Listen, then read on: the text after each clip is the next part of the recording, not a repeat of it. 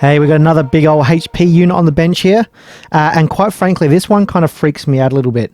I'm an electrician by trade, and so I'm used to decent voltages and decent currents, but this one, yeah, it's a little bit freaky. I saw it come up for a good price, and I thought it would come in handy for certain projects. And yeah, I will be treating this one with a lot of respect. It's a HP 6035A system power supply. It's a system power supply because there's no front binding posts. They're on the back because it's designed to go into a rack or into a system and power an inbuilt system. It's not designed so much as a benchtop power supply. But the reason why this thing freaks me out is the output voltage and current. 0 to 400, 425 volts, 0 to 5 amps, 800 watts. That's crazy. This is it's the option 100 because it's a 100 volt version. It's been modified for Japanese 100 volts, but in the North American and the like European, Australian, rest of the world, depending if you're 115 volts or 230 volts and whatnot, the output voltage is actually 0 to 500 volts. Yeah, that's why it freaks me out, because that'll kill you dead, like without even breaking a sweat. So yeah, this is something that needs a lot of respect, and yeah, you need to know what you're doing when you're using one of these. The reason I bought it, like I said, it came up for a good price, and I can't resist a bargain, but this will be perfect for tube amps, like developing tube amps and vacuum tube projects, which I have a few things in mind, which I've been planning for a while, and I just have to get around to it. But yeah, 0 to 425 volts. So with that, let's open the thing up and see what makes this thing tick. I'm interested to see what's inside. I'm pretty sure there's going to be some beefy parts in here. Okay, back to our standard top-down view, and I can almost get the unit completely on the screen or in the view of the video. And we have an internal cover, which is not surprising, seeing as there is some quite dangerous voltages potentially inside here. Hazardous voltage throughout instrument, even when line switch is in off position. Unplug line cord and output terminals and wait 2 minutes before touching any components. See operating service manual before removing this cover. Don't need to do that. I've actually had a bit of a look at the manual before, so we are fine. I've got it disconnected. It's been disconnected for much longer than 2 minutes. So let's pull this top off and see what we got inside. Now, as is usual for HP gear of this vintage, the screws are not Phillips, so don't use a Phillips screwdriver. They are Posi-Drive, which is slightly different, and if you try and use a Phillips driver, you will round out the screws and ruin things. So if you're going to be working on HP equipment and Tektronix as well, invest in some Posi-Drive screwdrivers. PZ1, PZ2 are the two sizes you'll need mostly, and that will get you out of trouble for most stuff. Okay, lid coming off. Oh yeah, that's some good beef. Oh, look at the size of these capacitors. Holy moly, they're like huge. They're about that long. They're massive. Geez, look at that. The size of that transformer, it's like bigger than my fist. There's two of them. Alright, so what have we got? We've got a reefer capacitor. One reefer capacitor right there. What's that? 47 nanofarad X2 class. I'll have to replace that one because they are notorious for going up in smoke. The rest of it's looking pretty clean. We got the United Chemicon caps. These are all United Chemicon. Nippon Chemicon, same thing. So they are a nice Cornell Dubilier caps. I guess these will probably be the same, I guess. So we've got really good caps, of course. It's a piece of high-end HP equipment. Power comes in here. Oh, look at this. We've got a breaker on the back as well as the switch on the front. So it's got two power switches. So it's, you turn it on here and it goes into standby mode. You turn it on at the front, and then it actually powers the unit up. We've got a looks like a big input choke sitting here, nearly as big as my fist. Comes in. We've got our earth point sitting down in the bottom there. We've got bridge rectifier and a couple of relays. They might be protection relays. Or are they coming in here? Yeah. So the mains comes all the way over to the front. We've got the relays there, so that's probably cutting the mains on and off, you know, for protection or for faults and whatnot. Comes through the bridge rectifier, then we've got our bulk filtering capacitors after that. Got a few capacitors here, some film capacitors, polypropylene or something. That'll be for ripple or noise rejection and filtering. We've got a little current shunt down here, like a little current transformer. That'll be to monitor the input side current. Control board with some bigger heat sinks. What's that? Hang on, I might better pull that out. Oh yeah, look at that.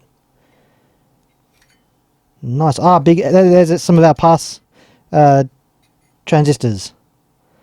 I'm not sure exactly what they are. They're 18550473. That's a HP part number. All the same. Motorola parts, because HP use a lot of Motorola silicon. Just general bits and pieces. Oh, they've got a fuse there. A thermal switch. So if they overheat it, it'll turn itself off. FET heatsink, diode heatsink. Ah, so these are the FETs and they're the diodes. So that'll be the output diodes there. And these are the switching FETs. Then from there, it looks like it's coming through the transformer. So I guess it's doing the high side switching on this board. Through our transformer, we've got some ballast resistors down there. Oh yeah, there's the mains switching. So yeah, so we've got our mains voltage switching here, which will be operating on, I can't see because it's on underneath, but probably on this. Through our diode pack. Can I take that out? Oh, no, I've got to unscrew that. Alright, yeah, there we go. Oh, big stud mount diodes, 2 of them there. And IRF AC30. That's probably a transistor. Oh yeah, SG, S and G. Gate. Is that a triac? Maybe. Another thermal cutout there. A couple inductors. This one's pretty simple board. Oh, look at that. There's a Nichicon VX series axial cap. Nice. Couple carbon composite resistors. And our big ballast resistors up there. 10%. What are they? What is that? Probably like 20 watts or something. 15 or 10? No, more than 10. 15, 20 watts. I like this design. Just things plugging in and plugging out. Coming from here, we got our output filtering here. This one here, this is like a big strap that comes up and down again. That's our main current shunt. We've got a current transformer there. So this is like a fixed resistance, and you measure the voltage drop across it. As your power or your current increases through there, it'll the voltage drop across it will increase, and then you can measure that voltage drop and then calculate your current draw through Ohm's law. Output terminals over here. Looks like we got some what's that? Oh yeah, bunch of capacitors and whatnot for these ones look like protection, and these ones are just it's probably final smoothing and whatnot. And our main brains 1 and 2 here and here. So I'm not even going to attempt to figure out exactly how they work. Oh, one of them's a GPIB. This one looks like a GPIB board here. And this one, yeah, we got our sense connections coming in here. So this is what's doing all the brains of the operation. This is the communication stuff, mainly. Yeah.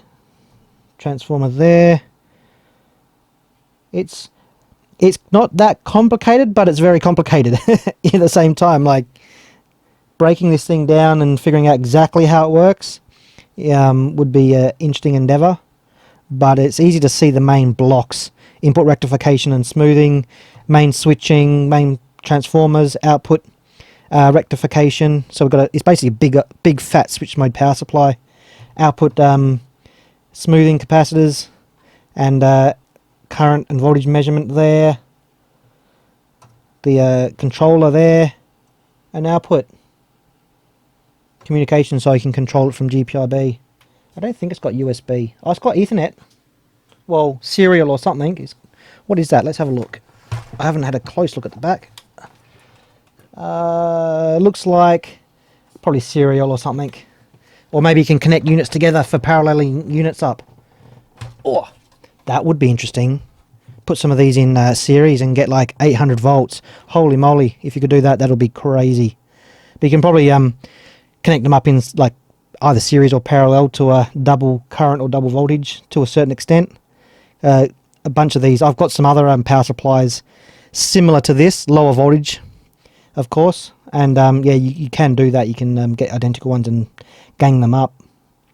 And then, of course, at the front, which is just off the camera, there we go. That's our front panel board there. Nothing much more than a LED display and some status LEDs and a dial and some buttons. Nothing too interesting there at all. So it looks like it's all good except for that reefer capacitor. So I'm not going to touch any of these. These are going to be expensive to replace, and there's no need to. I'm not just going to go and shotgun these caps because this is a newish unit. It's actually... Oh yeah, it is a HP. I thought it might have been an Agilent or Keysight, a new one, but it is a HP, so it's, I don't know, late 90s or something. But yeah, there's no reason to change any of this stuff, just that reefer. So there's our cap. I don't know if you can see, that's going to focus. Hopefully it's focused. I don't know if you can see, it's just starting to get a few cracks in it.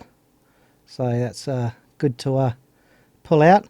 And it turns out you can actually access the bottom of the board. I'll turn it over. Oh, this thing's heavy.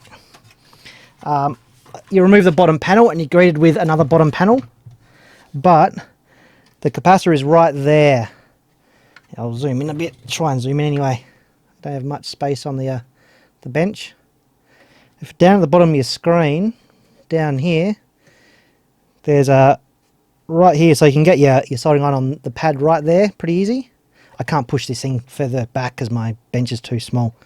But then underneath here, you can get your soldering iron in either side and get that capacitor out. So I'll have to source a new one of these. I do have the right type, but it's the wrong pitch. This is the correct voltage and capacitance, but the legs are different. See, it's too small. So I'll have to source a new one of those and stick that in, and then we can close it up and not touch anything else and see how it goes. Good news, everyone! I have got the correct capacitor. I found a little bag of them in my stock of parts. It's a 0.047 microfarad, which is 47 nanofarad. The old one's X2, the new one's X2. The old one is 250 volt AC rated, and the new one is 275 volt AC rated, so that's perfect. Same pin pitch and everything. Excellent. I'll drop that straight in and we'll get to testing. Alright, let's give this thing a bit of a test. Now, I don't actually have a big enough resistor to handle the amount of power this thing kicks out. 425 volts, 800 watts. Anything I've got on my shelf is going to just burn up real quick. So we'll just give it a voltage test, see if that's close, and if that is, we'll assume the current's going to be pretty close too. I've got some big fat resistors, but they're like 0.1 ohm and 1 ohm, which is like used for current shunts for testing, but we actually need a proper load to get a good current reading, and I just don't have anything that can handle this amount of power. So I've got it hooked up here.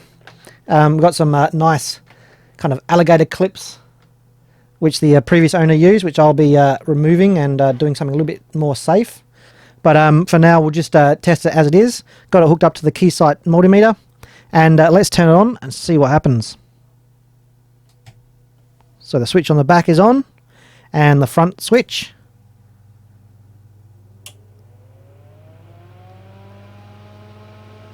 Big old noisy fan at the back, and we got 0 volts, so let's turn that up. I'll set it to adjust the voltage. 35 volts, 35 volts, that's looking pretty good. 85.6, 85.7, that's still looking pretty good. 119.4, 119.5, yeah, it's looking spot on. 173.5, 173.7.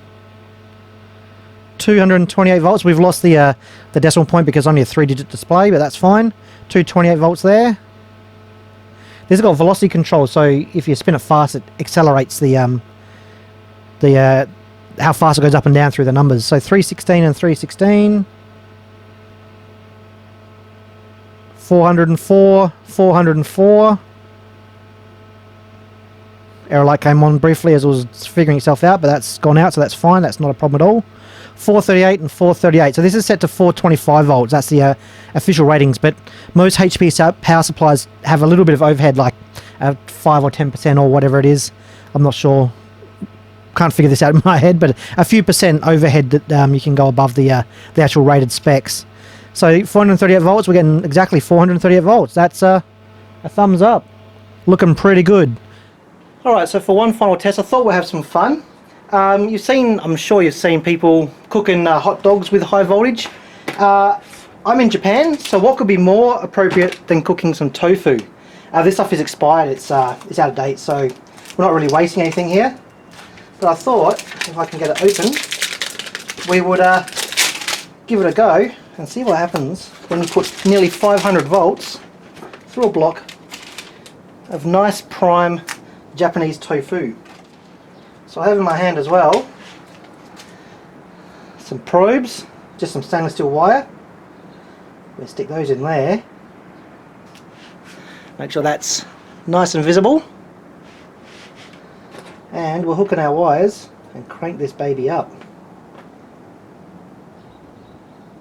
Okay, I'll zoom in a bit and we'll see what happens.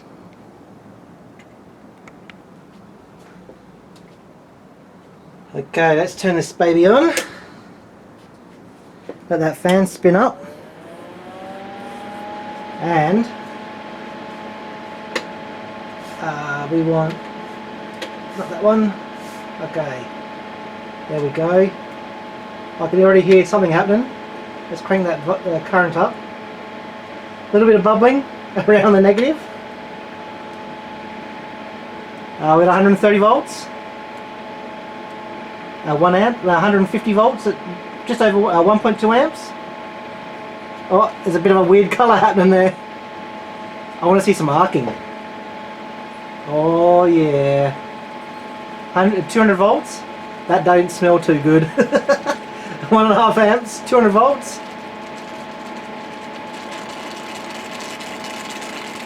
That's 240 volts. So we're at Australian voltages now. Okay, let's turn that down. I'm going to reposition that. That's all turned off. Oh, that's stinky. Now where were we? 240 volts. Let's go straight up there. Voltage. Okay, we're in constant current mode, so I'll wind up the current a bit more. 3 amps. Oh geez. That's really going. Oh, there's some weird colours going on here. Looks like we're sitting on a constant current, so let's wind the current up. Oh.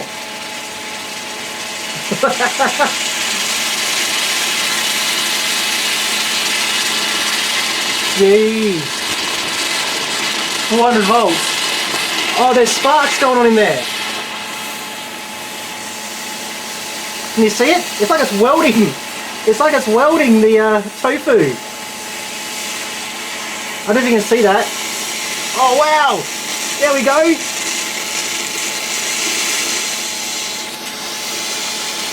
I don't want to get too close to touching it because it's getting hot. Yeah, that's what we want. Jeez! Paw! Paw! Alright, alright. Ah! Nasty tofu! Oh, yes! That's bad. Oh. Alright, I've got another one because we got 2 out of date. I'm gonna lay it on the top, just near the surface on both of these, so we can see the sparks a bit better. Alright, I think I've got myself sorted out here. So let's be needlessly destructive once more. And let's ramp that up. Pump some current into there. We're at 3 amps, it's 320 volts. Gotta be careful here. We're going to do anything interesting other than sizzle away.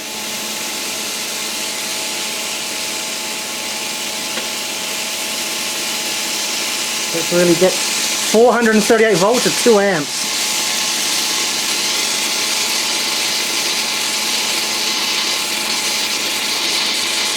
That's maxed out. That stinks.